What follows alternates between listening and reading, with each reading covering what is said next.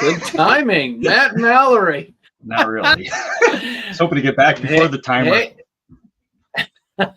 Hey everybody, what is happening?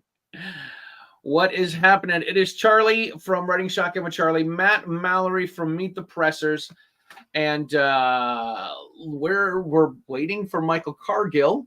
I sent him a message hours ago, sent him a message a few minutes ago. He's a busy man. He is a very busy man. So what has been going on with you, sir? Oh man, geez, it's been I got my ATF inspection coming up this week, so that's dreadful. Hopefully I'll be able to fare the weather and get through that without any ado. And so, uno momento, I've got some questions about this because me too. I'm sure the ATF has some questions as well. I have a CNR, and I have a CNR just so I can get a nice, just so I can get a machine gun license. Not that I can afford a machine gun, but that's what it is. What happens when they come in and go through all of your stuff? Well, that's the question to be answered. I'm actually in the process of talking to an attorney about that just to make sure that I know my rights. I mean, the person that's coming in to do it is a student of mine, so I'm thinking she'll be fair and nice about things. But she'll be fair and balanced. Yeah, that's what I hope. But it comes down to the law and making sure that I'm compliant. So I'm going through everything, making sure everything's crossed, T's are dotted, I's are crossed, all that kind of stuff. And we'll see. We'll see how. Hopefully it goes well, and I'm not talking from behind bars or something, right? Right. The next show could be interesting. Yeah, for sure. What about you? What are you up to? I know our guest is in the waiting room. So our guest is here. We're gonna. What have I been up? I just work, man. It's the summertime, so being a teacher, I feel like I work more in the summer to make my ends meet. I've had a couple classes, which has been good, and they've been a little slow, but they've been good. And I've been writing. I've written a couple articles on news2a.com. I wrote an article about traveling during the summer because I see people all the time asking about. How do I transport if I'm going to fly someplace? What do I need to do? What do I need to know? And then I wrote another article. I don't want to say I troll the Facebook groups, but I see what people are asking, and then I say, hey, here's someone's got a question. I've got the answer, or I have an answer. So I'm going to write an article about this. So I wrote another article about constitutional carry versus permitless carry because somebody asked about traveling up to from Massachusetts up to New Hampshire and Maine, and those states are constitutional carry or permitless carry. And the point of the article is there's a difference between the two. I love that. I love Paul Lathrop's from Polite Society podcast. His definition of constitutional carry is he says I can carry a fully automatic Glock 18 pistol with a 33 round stick magazine into a school zone while I'm stoned. And I'm like, that's a lot of freedom, man. Right? Is there any state that has that? None at all. But and I use that, and I said, so here's the scoop. Like constitutional carry. Here's what does the Constitution say? It says shall not be infringed. What's infringement? The NFA not being able to have machine guns. What's infringement? We live in occupied territory. Magazine restrictions are infringement. Gun-free zones are infringement. And not being able to, everything. Yeah, not being able to possess a controlled substance.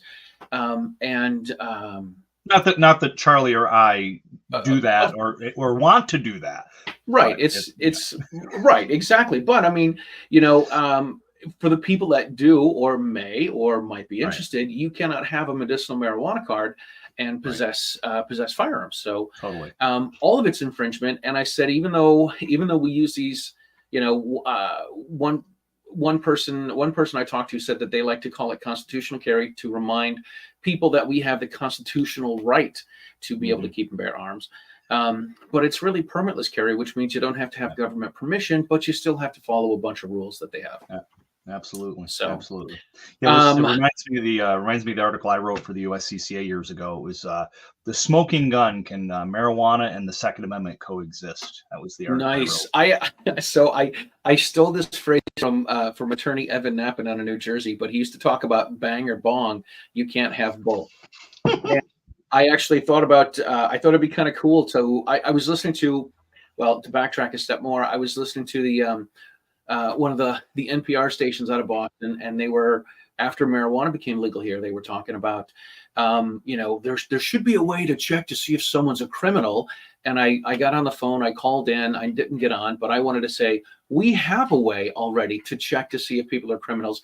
It's called the NICS check, and every person that buys a gun from a gun store has to go through one. And then I had this idea. I wanted to open up Charlie's Banger Bong, and it's two businesses. There's a pot store right next to a gun store, and you go in. There's two separate doors, two separate addresses, and then in the back there's one checkout. Right? That's funny. That's funny.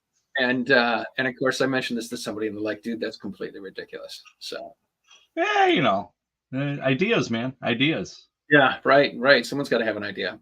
All right. Well, talk to our guests about ideas. We have a gentleman that we're going to be bringing onto the show here who had this amazing idea 5 years ago to say no to the ATF. So let's bring in Michael Cargill. Hey, how are you guys doing? Good, sir. How are you? Outstanding. Doing great, man. Can you hear me okay? Yeah, yes. I can hear you great. I like the freedom behind you. That's nice freedom. Absolutely. That is a lot of freedom back there. So you've had an exciting couple of weeks. You've had an exciting few months. Well, 5 years, but it obviously ramps up at some points and gets more exciting at other times. Yeah, over the last week, I've actually been celebrating a little bit before I get back to work again. I was actually laying in bed on Friday the 14th, and I was on my iPad, and I was refreshing the Supreme Court's website, wondering, if anything was going to drop in reference to the case. And all of a sudden, boom, Garland versus Cargill drops in.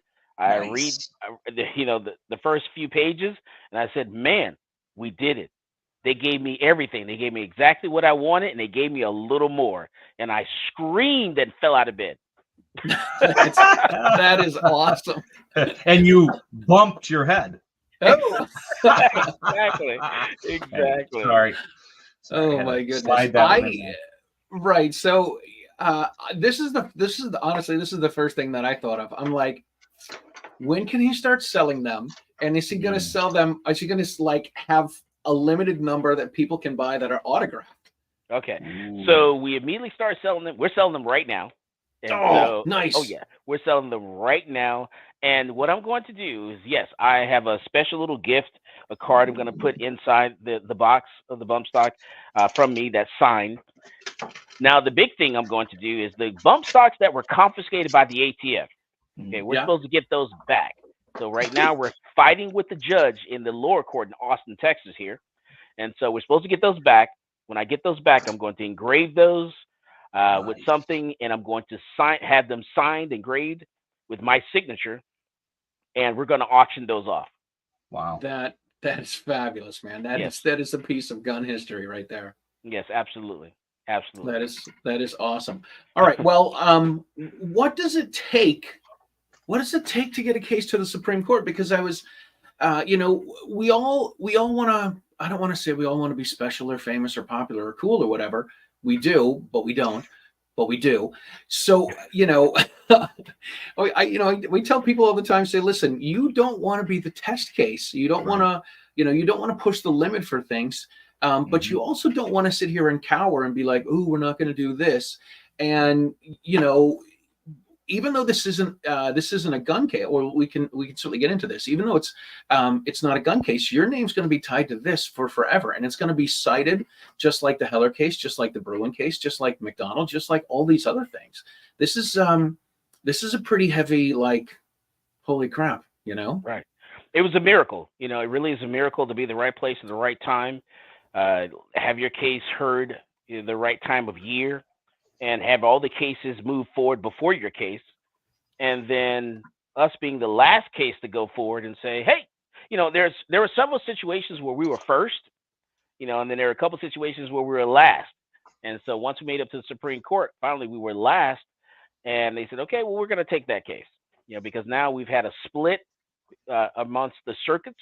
And so the Supreme Court said we got to settle this split here, because now in Texas, Louisiana, Mississippi, bump stocks are legal. So we can't, leave that like it is and let them be illegal in other states. So the Supreme Court took up the case, and boom, we threw the dice and we won. Nice. And that's phenomenal. And just to give some of the listeners and viewers some thought process or background on that aspect. So for them to take up the case, that's called writ of certiorari. So they issue a writ of certiorari, which means that they'll hear the case. And you alluded to the different districts, Supreme Court districts having a different view, and that's usually what brings it to the Supreme Court. A lot of people don't understand that some of these lower courts won't even appeal a case because they think they might lose at the Supreme Court, or they think it might be the law of the land, and they just drop the case, or they try to push a plea deal. So there's a lot of politics and behind the scenes stuff that goes on that I've seen in my law enforcement job and working with DAs and such, that they will do at the lower level to try to keep it from going up the chain. And this was really the arrogance on the Department of Justice, the DOJ, that pushed this case to the Supreme Court, because they're the ones that appealed the case and requested that the Supreme Court actually hear it and take it up on certiorari. And you wonder if that might be partially because Trump's the one that banned the bump stocks, through, executive fiat kind of thing through the ATF. And maybe it was behind the scenes a political ploy for them to be able to say, oh, look what they did. I honestly think that Trump's so smart that this was like an olive branch to the Democrats. He did that in order to try to keep them away from other things in the industry as far as guns, and knowing that the Supreme Court that he set up was going to overrule his, the ATF and make them legal again is kind of what I'm thinking. But yeah, Congress, the votes are not there in Congress to actually do this. And actually Congress back then, 5 years ago, tried to do something, but they could not agree on the wording for it. So that's why it was left up to the ATF to create a rule to actually step forward and ban them. And that's what happened. In a legal rule at that. In a legal rule. and so the ATF does this, and then they turn around when Biden steps into office, they use that same wording of the bump stock ban, and they use that to go after the brace and everything else they want to go after. They just removed bump stock and inserted whatever device they wanted to ban at the time. Now, do you think that's going to play a part? This ruling is going to play a part on those other ATF rulings that they've done? Do you think lower courts will, nip it in the bud before it even gets up to the Supreme Court, knowing how they ruled? What are your thoughts on that? Absolutely, 100%. This case, the Cargill case, is case law that's going to be used to stop the ATF from going after everything they want to go after. The way this case was written, the way Justice Thomas wrote his opinion, it actually, it really socks it to the ATF and shuts them down. It's not just about them; it socks it to other administrative agencies as well. You're talking about the EPA, you're talking about OSHA. This case actually protects my Texas farmers and my Texas ranchers, and stops the government agency from going after them. So this case is much bigger than firearms, much bigger than guns. And so a lot of people are celebrating, who are just not in the gun community, but in other industries, they're celebrating because this case, we actually shut the administrative agency down and said, hey, you're not, it's like the Schoolhouse Rock song. How does a bill become law? Well, so when the Congress, writes a bill, they vote on it, and a committee gets voted out of committee, goes to both houses, the House and the Senate. They vote on it, goes to the president signs it, and that's how it becomes law. Not because an agency, someone who's appointed in a position creates it or creates a rule. And government overreach. We see it a lot with judges too, where judges will do stuff from the bench that just is it's literally. We see it at the county level when it comes to pistol licenses. People trying to get a pistol license here in New York State. Some counties have a 4-hour class. It's like there's nowhere in the law that says you have to do a 4-hour class. And like, yeah, but we want people to be safe. I'm like, I do training for a living. I want people to be safe too, but I don't want the government telling them they have to do 4 hours of training, especially if nowhere in the Constitution of the United States, New York State Constitution or New York State law says they have to do 4 hours of training. That's judges creating law from the bench. It's illegal. Right. And you know, I'm not going to fight the ATF, you know, from walking into my door and taking something and confiscating something from me. I'm not going to fight them that Right. moment in time. I'm going to let my attorney argue and fight that case in court. And that's how it should happen. Just like being And pulled over on the and side of the win. road. Right. So smart. Yep. So Yeah, smart. totally, totally. How do you find the right attorney? I mean, obviously, it's, you know, all the planets have to line up. They got to have the right attorney. They got to have the right case. They've got to have the judges that strike it down and then, you know, pass it on and work its way up to the Supreme Court. How do you find the right attorney for this? Yeah, everything was luck. It was luck from the beginning, and luck all the way down to the end in getting the ruling as well. It was luck the fact that I was looking for an attorney. I was looking for a law firm, and so no one would take up the case. I couldn't join any other organizations and join their cases. I wanted to, you know, become a co-plaintiff in other cases. The opportunity was not there, so I received a phone call, you know, from NCLA, which is a nonprofit organization. They were looking for a client. I was looking for an attorney. It was a match made in heaven, and so we got married and kissed. and had a bump. And had a small little bump. What was goodness. what was the group you said? The NCLA? What is that? That's group? right. New Civil Liberties Alliance, NCLA. Nuts. Very cool. Nice. Very cool. Now- Good for them. Now, with that, I've heard, and I haven't been privy to it, or part of it, I should say, the cost for like just the paperwork to go up to the Supreme Court is crazy because there's so many guidelines, and it's got to be this type font and this so many spaces between each sentence or each, you know, it's crazy. So all that being said, was this totally them sponsoring you in that sense, or was there money out of your own pocket? Do you recoup any of that because you won at the Supreme Court? How does that all play out? Do they recoup any money that they put into it, etc.? So no one's going to recoup any money at all. This is all money that, you know, had to be reached out to donations, you know, asking people for money, because you're talking about $1 million case, $1 million to go to the Supreme Court. Yeah. Okay? And is that typical for all cases? Like at the lower level, we usually say if you get into a self-defense incident, you're looking at least 20 grand. Well, 5 to 10 for a retainer for an okay attorney, you know, 10 to 20 for a good attorney, and then if it actually goes to trial, you're looking at hundreds of thousands, and then if it's a national case, you're looking at millions, like George Zimmerman, Trayvon Martin, and you know, and Kyle Rittenhouse and such. Yeah, so you're talking about $1 million case where you're trying to raise funds. You know, I went to travel to the SHOT Show to reach out to different gun organizations to beg and for money, basically. You know, hey, we need some help, need some support here.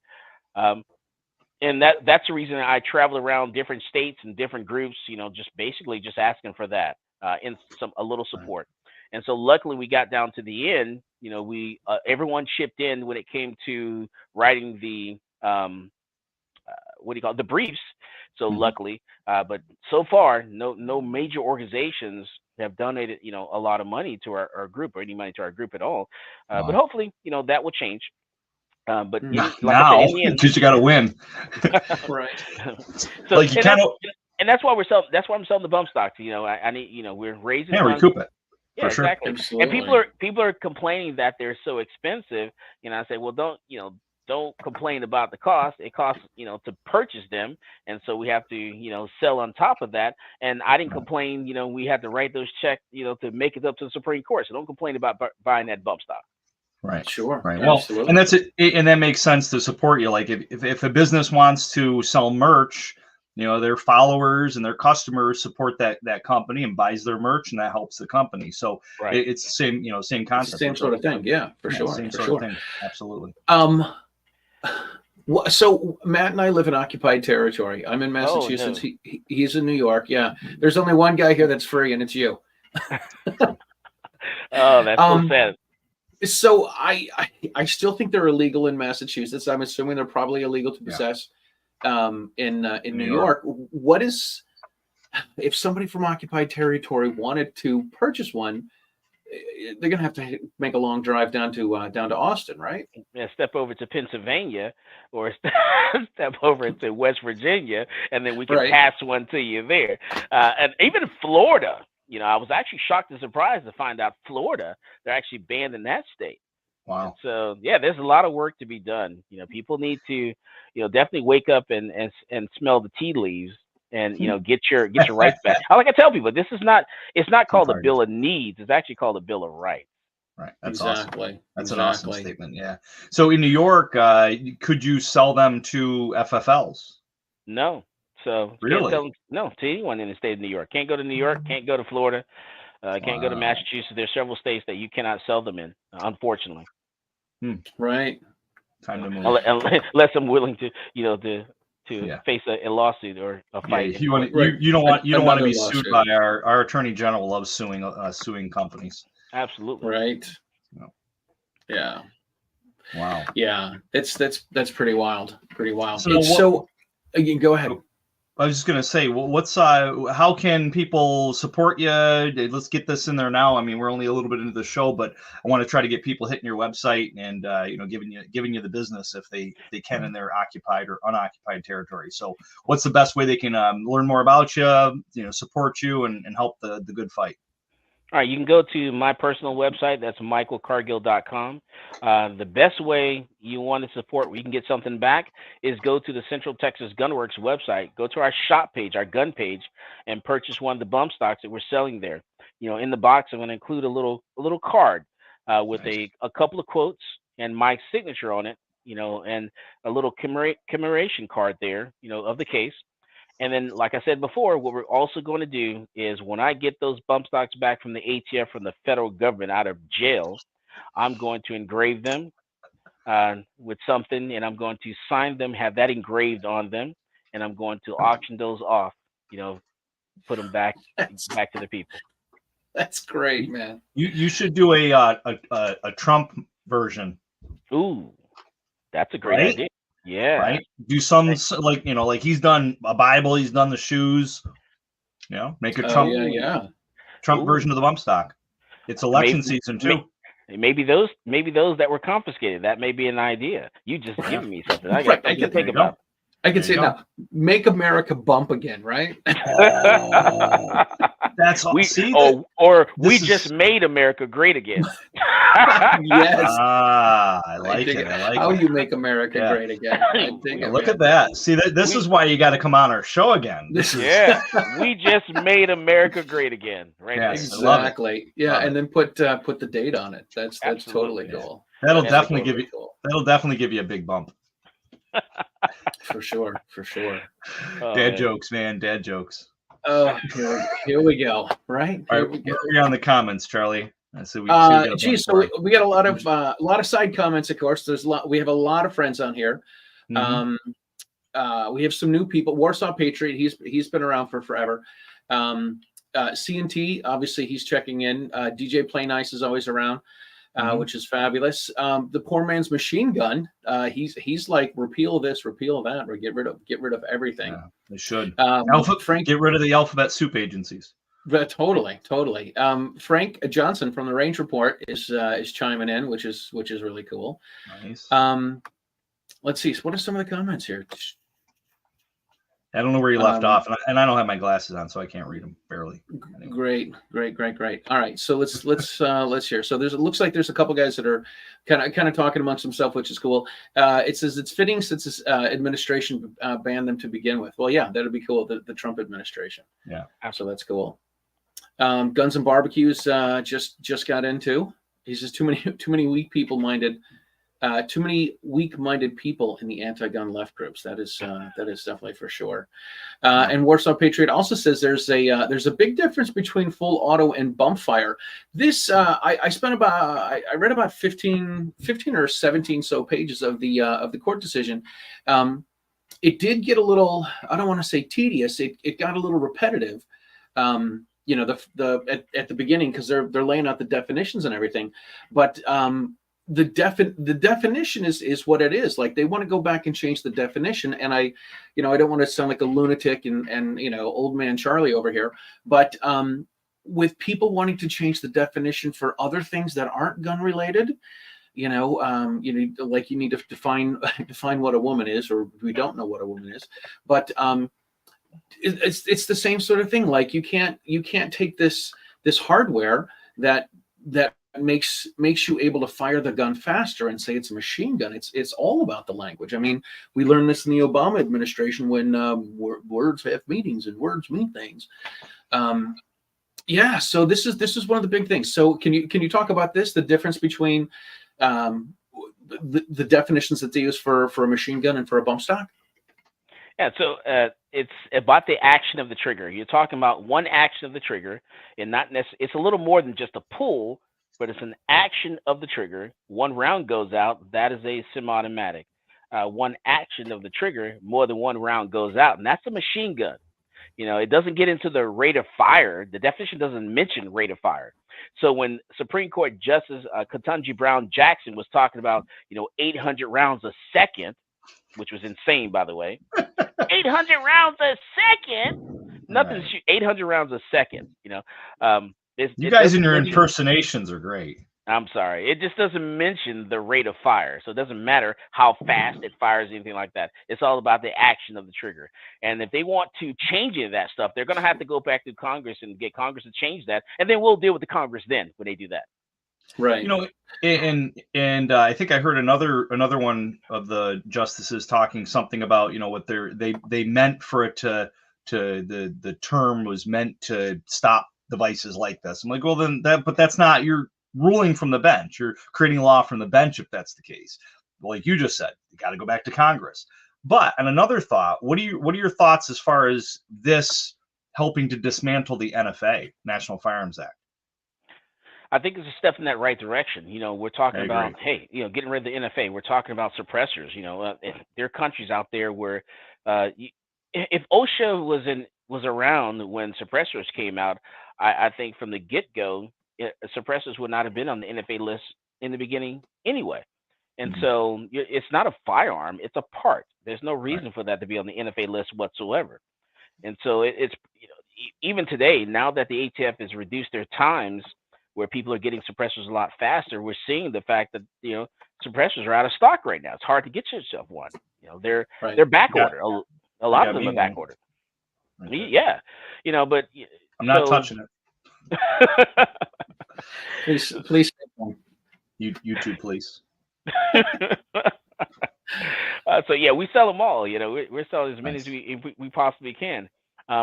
But yeah, we do need to do something with that NFA list. Absolutely. Will this case affect that? I'm not sure. I haven't looked at it like that, and compared it to the NFA at all. I have to take some time to take a look and do some research before I, can make an opinion about that.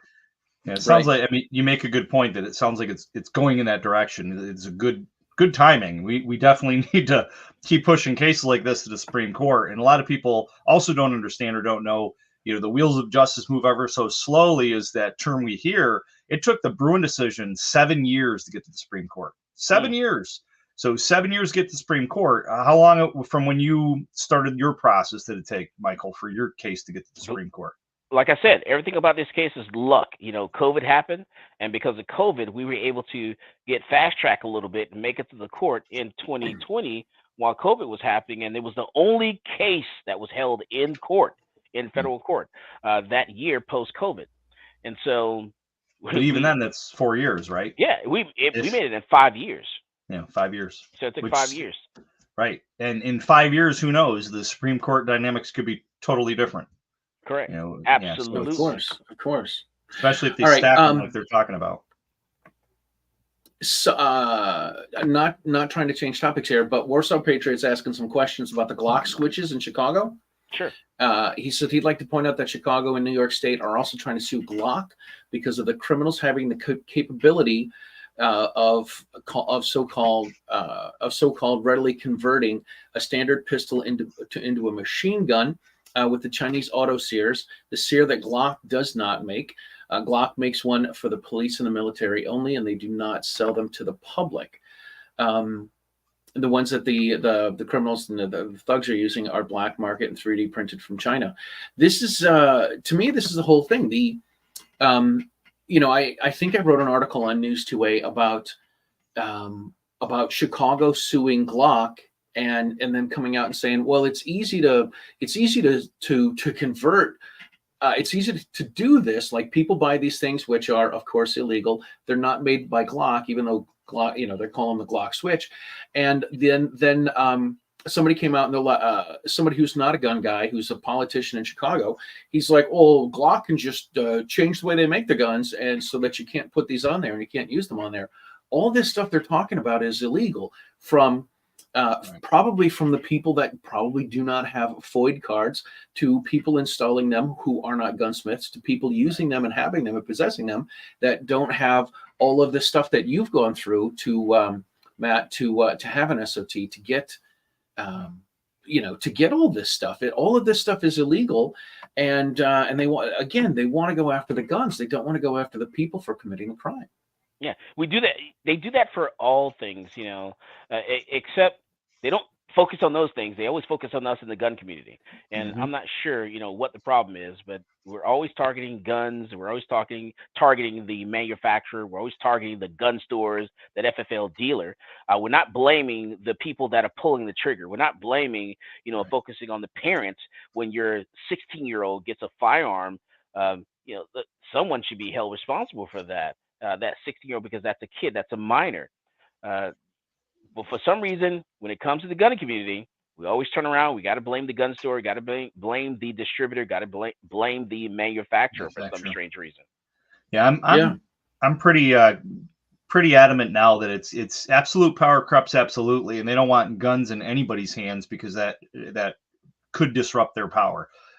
What else is it? Because crime just keeps getting worse. It's not getting better with all these laws they're passing, and law enforcement can't keep up with it. They're quitting or resigning or retiring by the handful.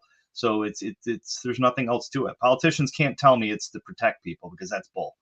And it's not going to be Glock's fault. The fact that someone has designed a device, or made a device, or copied a device and added to one of their firearms, that shouldn't be their fault because of that. Go, finish your thought, Michael. Yeah, it just shouldn't be their fault, because they didn't, they're not responsible for that. Right. Right. So why don't you go after that company then? Stop them from coming into the country. You know where they're coming from. I mean, step up to the plate.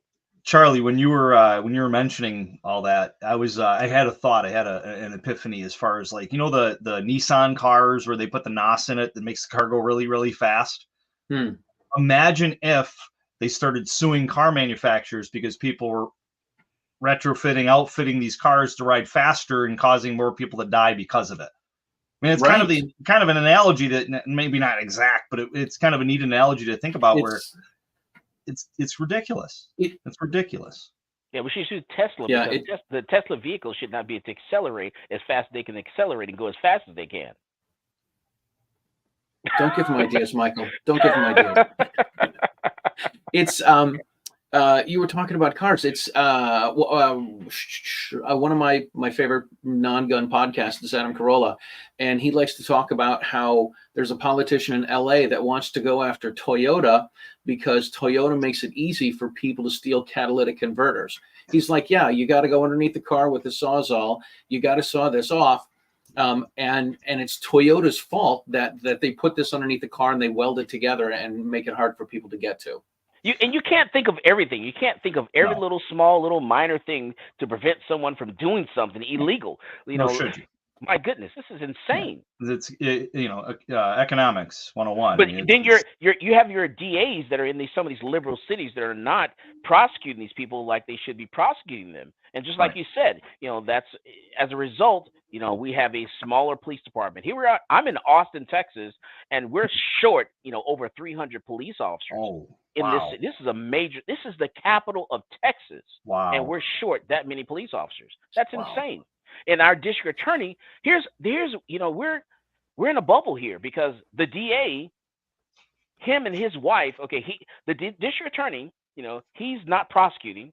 His wife is actually the county attorney. So as a DA, he prosecutes felonies. His wife is the county attorney. She prosecutes misdemeanors. Neither one of them will prosecute anyone. So we're left here to defend and protect ourselves as citizens of Austin, Texas. Yeah, and it's like that all over the country. Business must be good, though, Michael. Gents, I'm getting a bad connection. I'm going to be right back. So you guys talk amongst yourselves. Sounds good. Yeah, it's insane. Did you just see the one with the Manhattan DA where he decided to not charge like 30 of the sit-in protesters that sat inside of Columbia? They broke in and sat inside there, locked themselves in. He declined to not charge 30 of them, like drop the charges. What's amazing to me is that these people are talking about January the 6th, one day, but they seem to forget 2020, the entire year of 2020, Yep. and all the protests, the riots, the destruction that took place that entire year, 2020 all the way to 2021. No one's discussing any of that, but they're focusing on January the 6th. That's the only thing they can come out of and think about is that one day. They totally forget the fact that we were held hostage in this country for 2020. And I think a big problem with that too is that they have the media, the left, that side that's pushing that narrative has the media at their beck and call, at their hand, and is doing their bidding for them.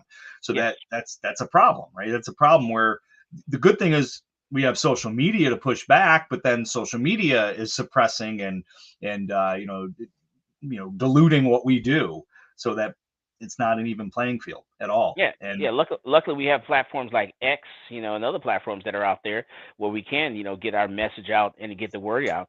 I've gotten away from Facebook, trying to get away from Instagram and things like that, because to me they're just little communist companies there, and so there's no freedom whatsoever in any of those companies. So so thanks to like X and some of the other platforms out there that have come along. Truth Social. True Social, yeah, absolutely. That you have the freedom to actually express yourself, and you actually have a First Amendment right. When you said that, express yourself, I had that song pop in my head. Express yourself. Remember that old song? Express yourself. Oh yeah, absolutely. Anyway, welcome back, Charlie. Who was that? I don't remember. I'll have to Google it. Welcome back. I don't know if it's any better. I never thought, back in Las Vegas. I don't know if my connection's any better or not. I never thought back in Las Vegas. Maybe not, huh? I don't know. We can hear you. Okay. We can hear you. You're a little grainy, but you're not kidding. Keep going, Michael. What were you saying? What I was saying is I never thought, back in Las Vegas, when we first met Charlie, that riding with Charlie, that I would be here, a couple years later, a year later or whatever, in this situation. It's very exciting. I've been partying for the last week and celebrating for the last week with my staff, my friends, and everything. That's before awesome. I finally have to get back to work. Oh, Charlie's frozen. Yeah. Oh well. All right, Bruce. I'm coming back. I'm logging out and coming back in. All right. There we go. We got Bruce Willis. Haven't heard someone call out "respect yourself." Listen, Bruce Willis. I just Googled it. It's Charles Wright. Charles Wright and the Watts, 103rd Street. Written by Charles Wright. Performed by Charles Wright and the Watts. 103rd Street Rhythm Band. I think that's the one. Oh, they also says Madonna. No. That's a different type of express yourself. Yeah. Anyway, so what other cases are you bringing to the Supreme Court here, Michael? All right, so we do have like I said, the one with the other distributors and manufacturers that are out there where we're suing the state of New York, because the state of New York says if I sell a gun here in Texas, that gun winds up in the hands of someone who used it in the crime, then they can come back and sue the gun store, the dealer, the manufacturer, and the distributor as well. So we're stopping them with that. And then also we have the one where we're protecting mom and pop gun stores. Nice. So the ATF, they're targeting mom and pop gun stores. They're saying, hey, they're actually trying to shut them down just because of small little paperwork errors. Right. So we filed a lawsuit in federal court, against the ATF and the Department of Justice to stop them from doing that. So, and they're fighting us with all these cases.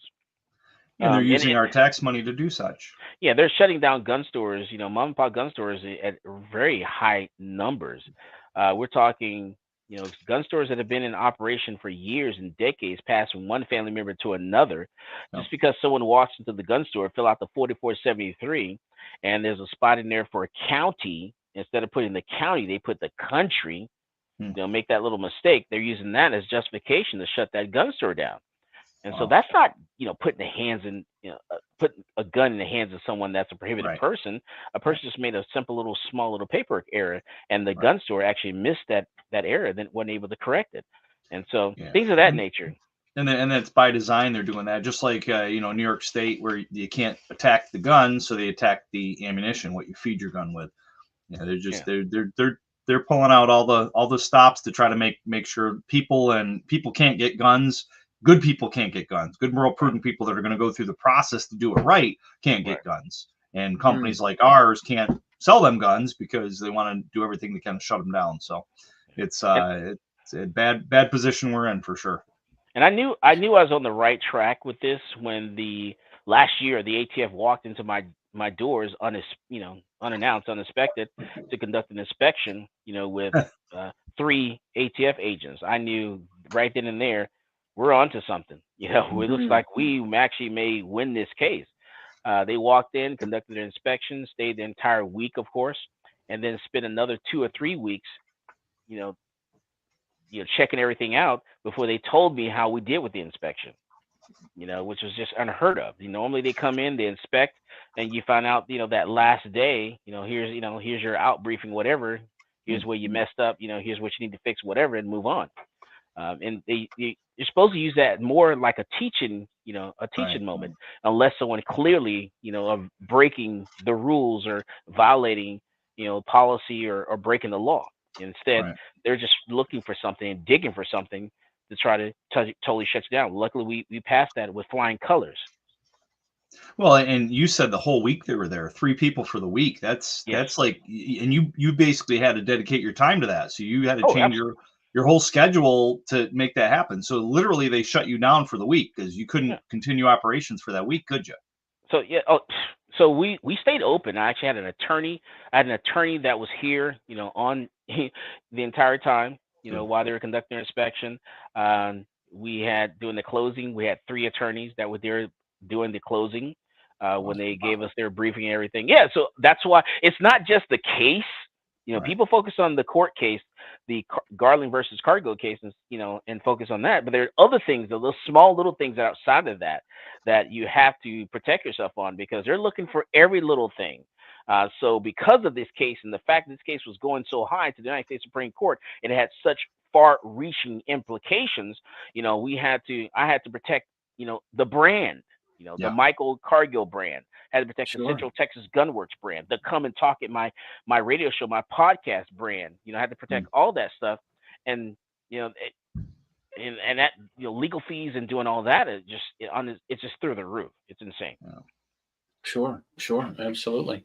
So some people have some questions about the ATF and the 4473.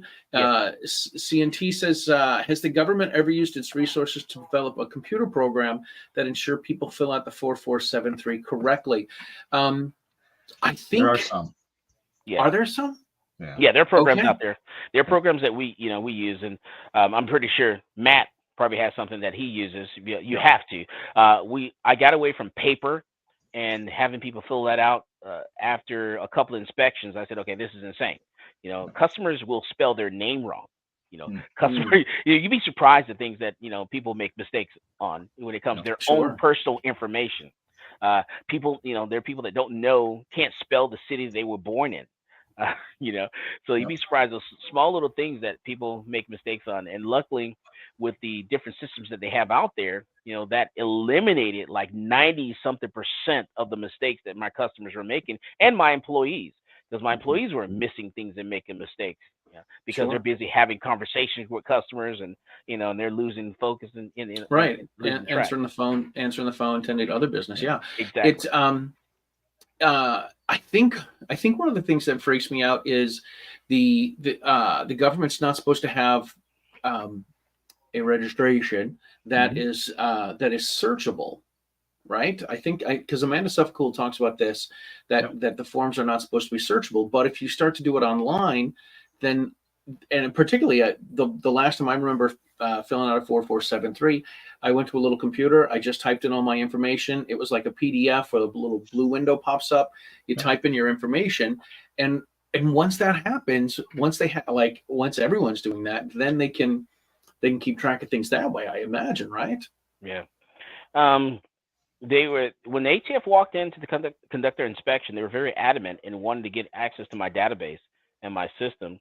And I just pretty much, you know, I always learned from all my attorneys, and I teach this in class also, is you don't want to ever lie to law enforcement, you know? Right. So you just don't answer.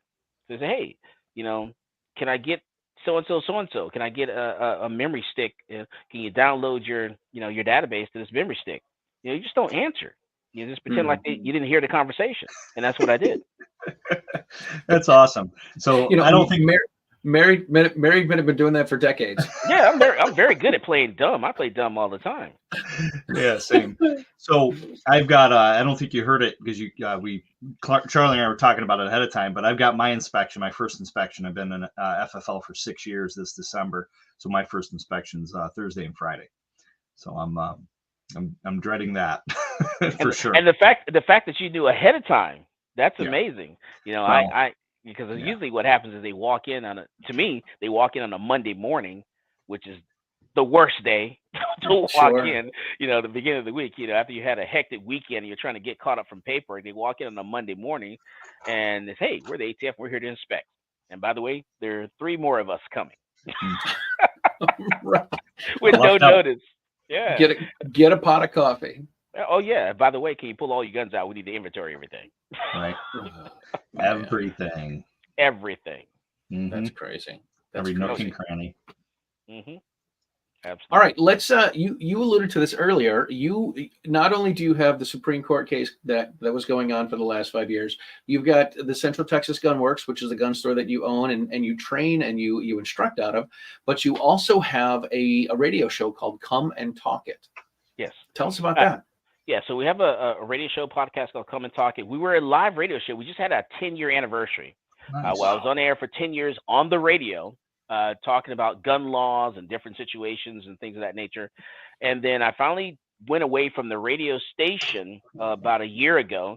And I said, I'll just do the podcast. You know, I was tired of every single Sunday conducting a radio show. And so I went and moved everything to YouTube.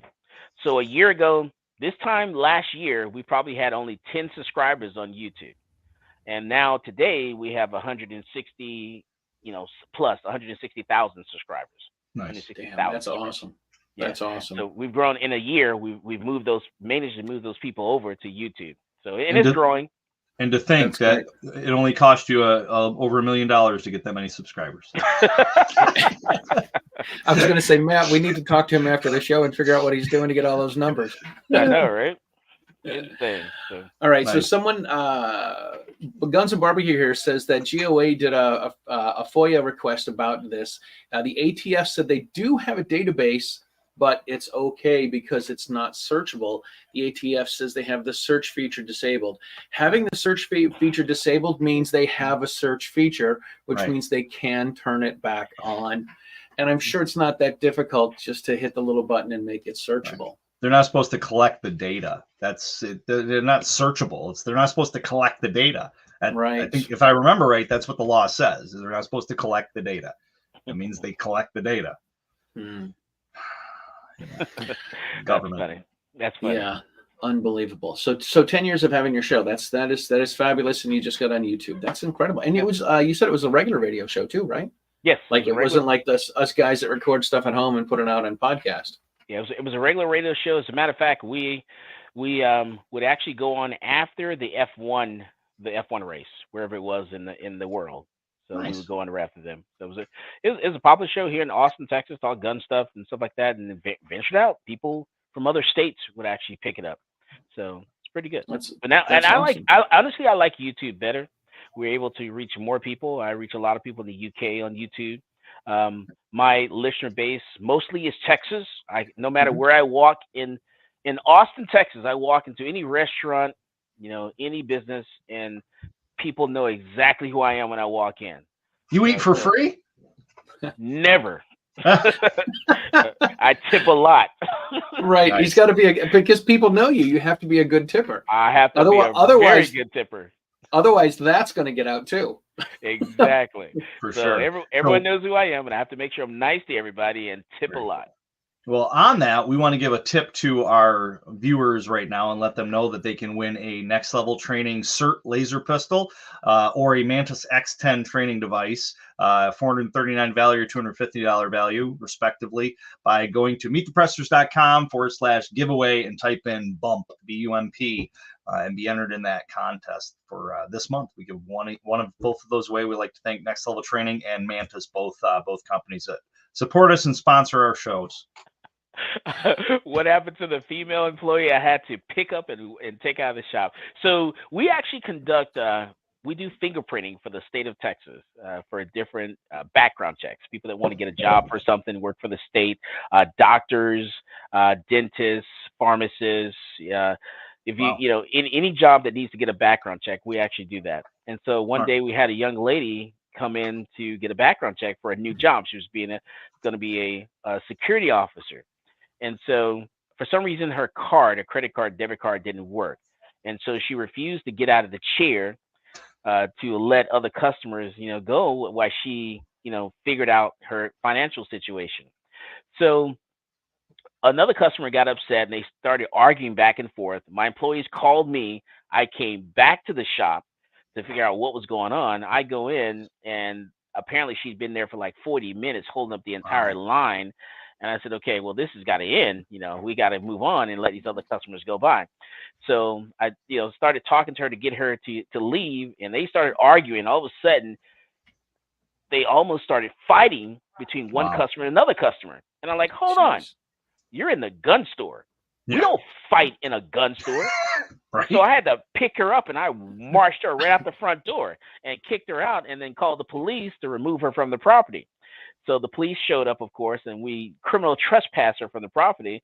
And so not only she was not able to get her fingerprints, she was not able to come back to this parking lot at all. Wow. When you say all that, it makes me think, like, I'm a security guard instructor, so I do instruction for security guards. And one of the things that I teach in those classes is de-escalation, right? Like having a good that definitely is not somebody that should be a security guard. I'll tell you that. Right? Oh, absolutely not. You can't conduct yourself in public in front of people that you don't know. And there's no way you're going to be a good security officer at all. That's crazy. Right. Yeah, DJ asked if you could be the only gun store that needs a bouncer. No, I'm the bouncer here. You would think with all the pepper spray on the counter, you just pick one up. Right. Insane. Oh my goodness. People just cannot conduct themselves, but they're gonna learn today. Yeah, totally. You had something else that happened this year that was pretty cool that got you some press. Is you took a gentleman shooting that doesn't have any arms? Yes.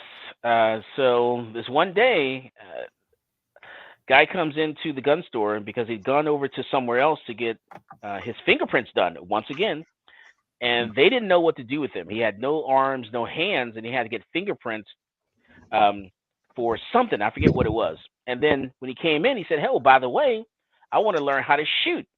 I said, "Okay." Well, they sent him over to me. He comes in, and we figured out, okay, we can't do your fingerprints. We have to annotate on the system that you have no arms and legs, and they have to run his name. So he said, "Okay, well, I want to learn how to shoot, and I want to get my license to carry a handgun." I said, "Okay, not a problem at all." So I spent some time, some time with him, teaching him how to shoot with his feet.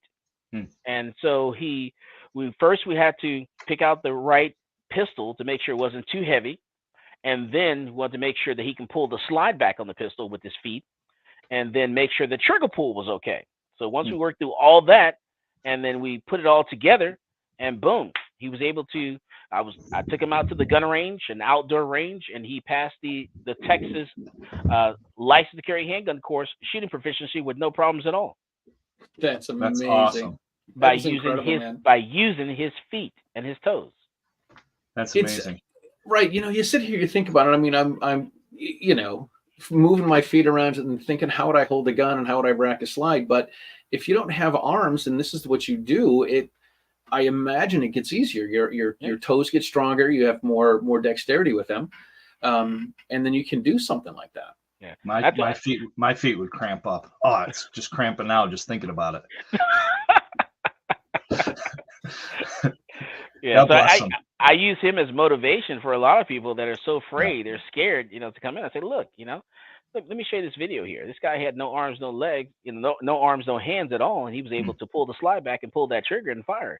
So you shouldn't have a problem at all. And load the magazine with his feet. Wow. And load the magazine with his feet. I didn't do it. Amazing. I'm not going to help you because I'm not going to be there for you when you need to defend yourself. So I'm not going to assist you and help you once. So not at all. You're going to have to do all this yourself. I'm very, very adamant about that. Good for you, man. Good for you. Most people would just be like, they'd be like, "No, sorry, I can't help. I don't know what to do." I had I taught a saber pepper spray instructor course in Ohio. Candy Petticord hosted me, and in that course, Saber contacted me ahead of time and said, "Hey, we got two individuals that are blind. Would you mind having them in the class?" And I'm thinking, sure, no problem. It was a little bit of a challenge, obviously, and sometimes when I said, like, you know what I mean? You see what I'm talking about? The guy would be funny. He'd be like, "No, I can't see what you're talking about." It was good. It was a good rapport between me and them. But with them, it goes to their senses. Their senses, they can actually tell when the person is standing. You take that for granted when we're talking to someone because we can see that person. Them, they depend on their hearing, and they're listening to see, listening to tell where this person is in the room, how far they away in the room, where they have to go, the direction they have to go to make sure they're not tripping over something. Right. So they're like it's like an echolocation in some sense, they were saying. Oh, for sure. Absolutely. Yeah. So I've actually had the opportunity of taking someone to the gun range that was actually blind. I've a couple of blind customers. I will teach anyone how to shoot. I tell people, if you want to do it, all you have to do is walk in the door and I will lead you to the mountaintop. It's up to you to walk into the door. Right, for sure. I remember I opened up for Ray Charles a long time ago in my previous life, and I remember hearing that Ray Charles didn't have a handler, or a valet that took him out and stayed with him and walked him around and stuff. He did it all on his own by by hitting things on the floor and by listening. Little sonar activity there. Yeah. So, and I saw him in an interview one time. He had a big walk-in closet that had like 400 suits in it. And the interviewer asked him, they're like, "Well, how do you know which suit's which?" And he's like, "Ma'am, I have over 3,000 songs memorized. I think I can figure out 400 suits." That's awesome. That's awesome. Totally. Well, this has been a blast. This has been great. Thank you so much, Michael. I was trying to button it up here. Matt is going to pull some numbers out, and we're going to have you pick a couple of numbers. Matt's going to work on that while I sit here and vamp. I remember. I'll tell you a little story. I remember. BB King was a good friend of mine, and I used to every time they came to town, his band would come to town. I actually would go to every single one of their concerts when they came to Austin, Texas. And so I remember sitting with the band one time talking with them. I said, "Man, how in the world how do you pick the song list? How do you know what's the next tune that you guys going to play?" Yeah. They said, the way we do it is BB King starts playing and we jump right in. He never told the band what song they were going to play at all. Oh, wow. So it was up to them to listen, to pay attention, and be right there as soon as he started. That's awesome. That's great, man. I was like, man, I need to have employees like that. Right? So Range Report here says his mother kidnapped Ray Charles in 1993. That's got to be a good story. Oh my goodness. That is got to be. You got to hear that from Frank at some point. I bet you they had a blast too. Oh my God, totally. All right, so Matt's going to dig up these numbers tonight. We're going to give away a CERT pistol, which is a great training tool for everyone to have, and we're going to give away a Mantis X. Both of these are amazing dry fire tools that people should be using to practice their shooting and work on their side alignment, trigger press, and all the things that people need to do when they're doing their dry firing. And what's going to happen is Michael's going to pick the number. Matt's going to give us the numbers. Michael's going to pick the numbers, and then we're going to reach out to that person, send you an email, and then get all your mailing information. And we're going to have Mantis and Next Level Training get a CERT pistol and get a Mantis X out to you. All right. Oh, good. So Frank's going to give us the story when next time I visit on the round table that he has. That'll be awesome. That'll be cool. All right. Do you have some numbers, Matt? Almost there. Almost there. All right. So while he's doing that, Michael, how can everybody find you and everything, all of this stuff that you are up to? You could go to, man, you follow me on Twitter, to be honest with you. That's probably Nice. the best way. Go to my Twitter page, my personal page, which is Michael D. Cargill. And you can follow me, and I keep people up to date there. That's really the platform I'm on the most. I've gotten a little bit away from Facebook. When something major happens, I'll post on Facebook. Instagram, same thing. Something major happens, I'll post on there. But I usually stay on Twitter. If you want to catch me, sending me a message or something like that, just ping me. And honestly, I try to respond to everybody. So if you tag me in something and I don't see it because maybe something else is going on, ping me again, until I respond to you. Just keep pinging me until I respond to you. Now eventually I'll respond to you because I'll see it. We got a latecomer. G-Webs is late, and that's okay. He wants to know. We kind of hit this before. What it was like to win the Supreme Court case. It's amazing. I'm on cloud nine. The fact I still can't believe it even today. The fact that I have a Cargill case that made it to the Supreme Court and won 6-3. That is case law, and that law students are going to be talking about in this country forever. For sure. All right. That is amazing. 1 through 53. Give us a number. Oh my goodness. 26. 26. Let's see where 26 is. Do not say Mark Lindblom. It is Mark. No, I'm kidding. So Michael, Mark's won like 3 things from us. We have to put a limit on these. We got a Mark rule. Edward Sanchez. Eddie Sanchez. That's great. Eddie's great, man. He's Eddie's from the San Diego area. I met him at GRPC a couple years ago. Very cool. All right, and give us one more number. 14. 14. Let's see.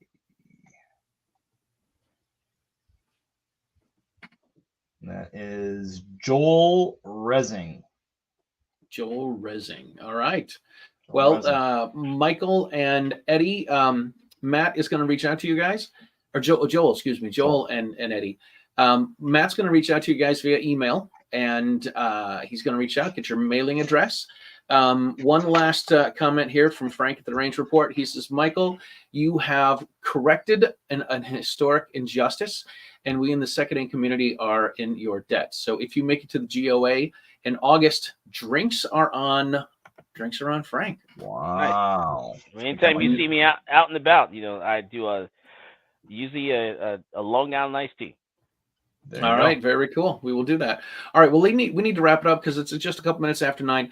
Michael, congratulations. Thank you so much for being on with us and telling us what it's like to go through all of this and how expensive it is. If you don't have a bump stock and you live in free America, Michael is going to be selling them. So I'm trying to figure out who do I know in free America that I could ship one to that I'm going to be, I could get one from. But thank you so much for being on. It's CentralTexasGunWorks.com. Come and take it as your radio show and your podcast and YouTube channel. Well, yeah, and it was Michael D. Cargill on X. On X is Michael D. Cargill on X. That is correct. Michael T. Cargill on X is where you can find him too. We thank you all for tuning in and making the comments and asking questions. DJ's favorite BB King songs are Caledonia.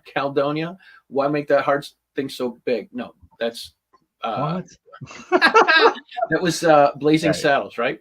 Caledonia, The Thrill Is Gone, and the 3 O'Clock Blues. So awesome.